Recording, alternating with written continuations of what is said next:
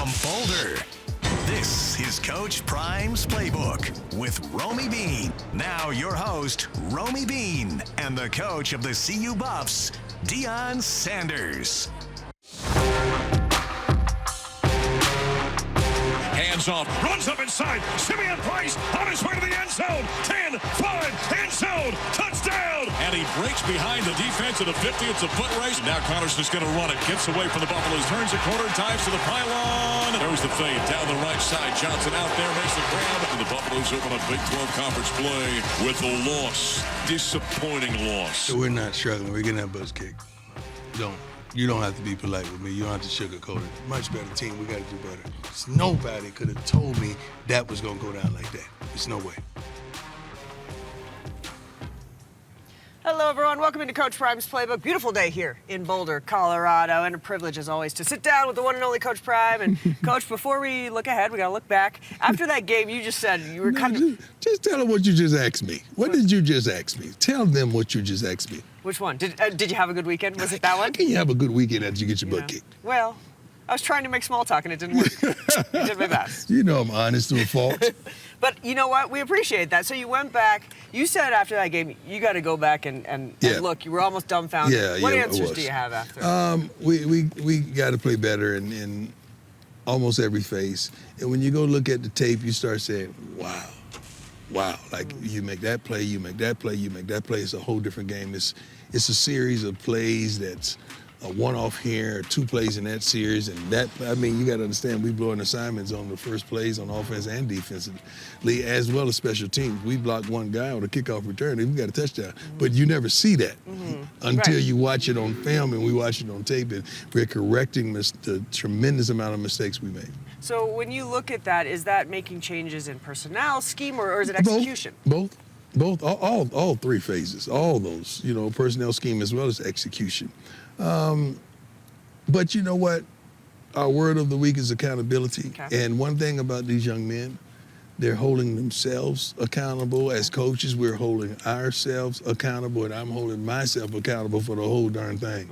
So we have a good pipeline coming down the road that everyone has stepped it up. Usually you have a okay practice on the first day of the week, which is yesterday we're off. Today is like our first day of the week practice, and it was a really good sound practice. Okay. Yeah. With quarterback, care to share the plan? Nope. Okay. I figured that was the case. You want to make the other team prepare. Yes. You don't want to just give it. Don't show your hand. What do each of them have to do to earn a starting role? Consistency as well as leadership. Okay.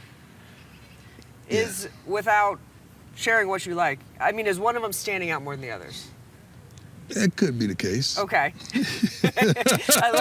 You're going to keep just... I'm just trying. I'm doing my best. Okay, I actually want to talk about Dre'lon Miller, who came into the season with really high expectations. Yeah. Kind of feels like we maybe haven't seen as much of him as we thought. How do you get him more involved? Well, that's because the offense, I want to say ain't, but it's not the correct word. Isn't, right? Isn't where they want to be at this point in time. When they get that part of it together, then you'll see some of these guys emerge that are tremendous. We have some tremendous receivers, but you just hadn't had the opportunity to consistently see them become young superstars right before your eyes. We're going to talk to Simeon Price in the show a little later. What stands out to you about him?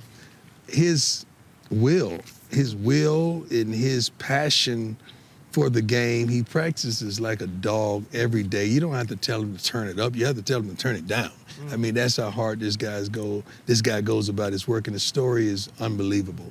You know how long he sat out there in the portal until he was claimed by us, and he hadn't let us down one bit. Absolutely. Well, we can't wait to speak with him a little more. Let's start to look ahead to Wyoming, get to know who's next, and that's a little bit of a regional competition. Our neighbors up north, they're 2-1. CU leads the series in a big way, 24-2, but haven't played since 2009. Let's hear from Wyoming head coach Jay Sawvell, who he likes what he sees from Coach Prime's Buffs. Yeah, I admire the guy for his kind of the philosophy that he has as a coach. And you also then admire the guy for being one of the greatest players that ever play the game. So, no, this will be exciting. But when we get down to it, like I said, I think a while back when someone had asked me a question, we're very lucky that it's not me playing him. So we're in a good spot.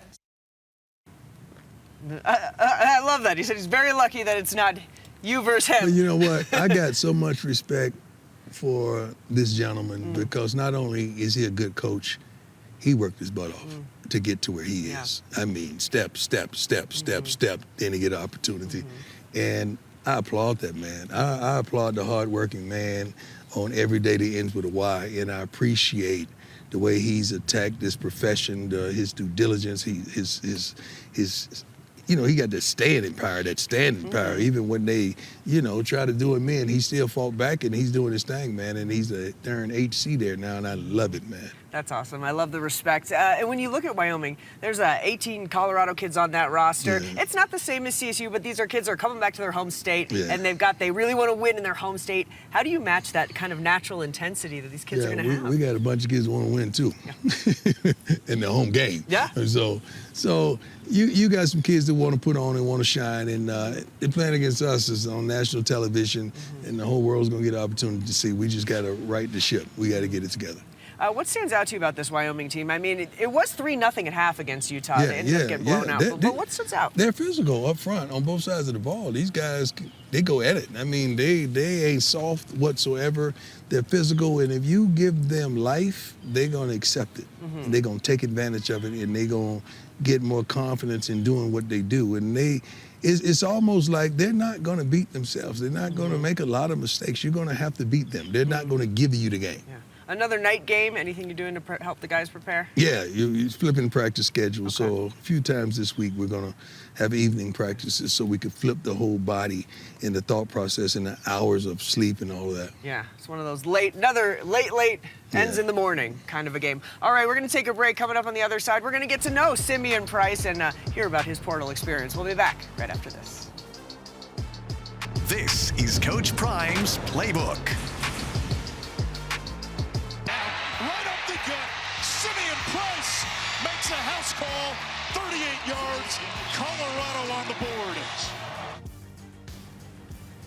Well, welcome back into Coach Prime's Playbook. We're so excited to be sitting down with Simeon Price. And boy, was that an exciting moment in the game. And turns out that's your first career touchdown. What was that moment like for you? Honestly, I was thinking in terms of the game, so I wasn't really thinking too much of, it's my first career score. I was trying to get the W. But, you know, I'm still thankful, grateful that it happened. Hopefully there's many more. Through 3 games, CU's really come to depend on you. You're the team's leading rusher. And, man, you got some power out there. How much responsibility do you take in being kind of the leader in the run game here? Well, I look at it as a team effort. The reason I'm currently the leading rusher is because of the competition in the room. I truly lean on those other guys just like they lean on me, and I don't think it's a individual effort at all. I know anytime we go out there, we want to put on a show. We want to show Coach Prime that the running back room can lead this team to victory. So every time we step on the field, that's the mindset we have. What have you learned the most from Marshall Falk? Where do I start? He's completely changed the way I look at the game. Before, I was just kind of going off a lot of athletic ability, just going out there playing football and reacting. But now, I go out there, I take a deep breath, I'm relaxed, I'm able to read defenses, pre-snap reads, pressures, where guys are lined up. So it just slows the game down. That's really interesting. Is that, when you came here, was that a big reason you wanted to come here? Absolutely. There's too much knowledge in this building for me to turn this down.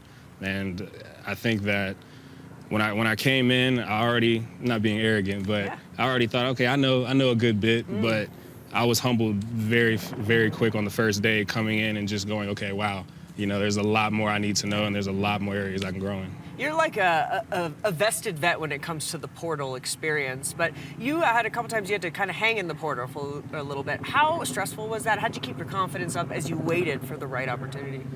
The first time I was in the portal, ended up in there for 6 months. That was very stressful.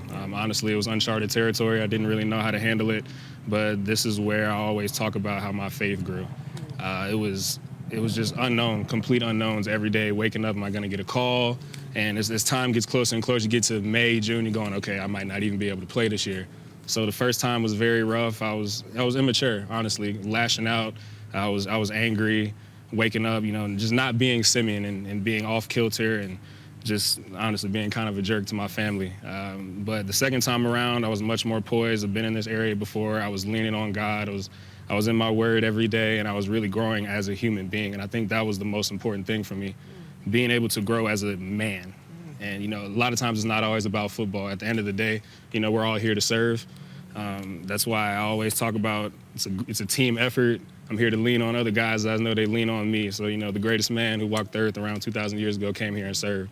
You know, he wasn't here telling people, I'm this, I'm that, you know, you should worship me. He just did it with his actions. What a powerful message. Thank you so much for sharing that and being so open with us. We can tell why you're such a leader on and off the field. Simeon, thank you for joining us. Good luck against Wyoming, and thanks for sitting down. Appreciate you. All right, guys, we got to take a break. We appreciate you. We're coming back on the other side with Dre'lon. We'll be back after. This is Coach Prime's Playbook.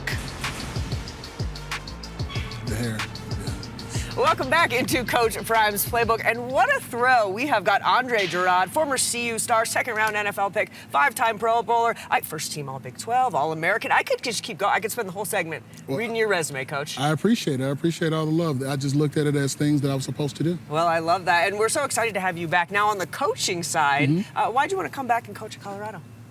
It's something special about this place, and given the opportunity to come back, coach, and pour back into a group of young men, you can't pass that up. It's a rewarding and it's a rewarding experience that you really can't put into words.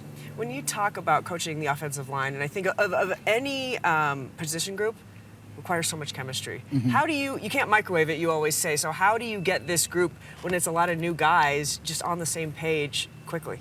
Well, you got to get them around each other. You got to get them around each other, like, so they can understand how they think, how they process things, how they answer things. So the more time the guys spend around each other, the more they study film, the more they're put in there with different combinations, they begin to build their camaraderie and start to work together and gel as a unit. I mean, college football, period, has changed a lot. But when you were here at CU and you guys were playing, dominating the Big 12, how is this team similar and different to the teams that you were on?